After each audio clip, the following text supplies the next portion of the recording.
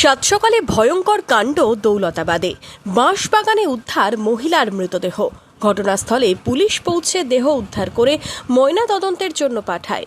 স্থানীয় সূত্রে জানা গেছে, সোমবার সকালে দৌলতাবাদ থানার ছয়ঘড়ি সাহাজিপাড়া এলাকায় বাগানের মধ্যে মহিলার দেহ দেখতে পান স্থানীয়রা। খবর ছড়িয়ে পড়তে এলাকার বাসিন্দারা ভিড় জমান ঘটনাস্থলে। খবর পেয়ে ঘটনাস্থলে পৌঁছয় দৌলতাবাদ থানার পুলিশ। এই ঘটনায় চাঞ্চল্য ছড়িয়েছে এলাকায়।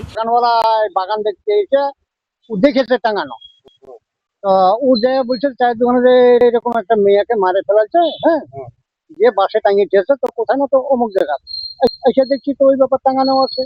হ্যাঁ, সব এক দেশের লোক, গ্রামের লোক আসলো, দেখলো, কেউই চিনতে পারলো না মেয়েটা। হ্যাঁ, এই দেশের মেয়ের না হলে হয় বুঝতে পারতো, বিদেশি হয়তো কোনো মেয়ে কোনো দিকে লিস।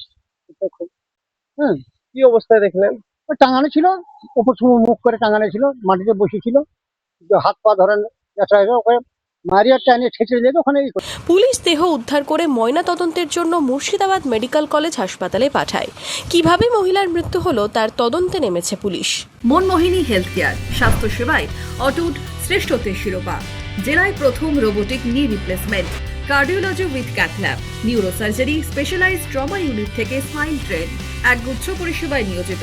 Manmohini health care, quality care with personal touch, Baharampur শিল্প তালুক।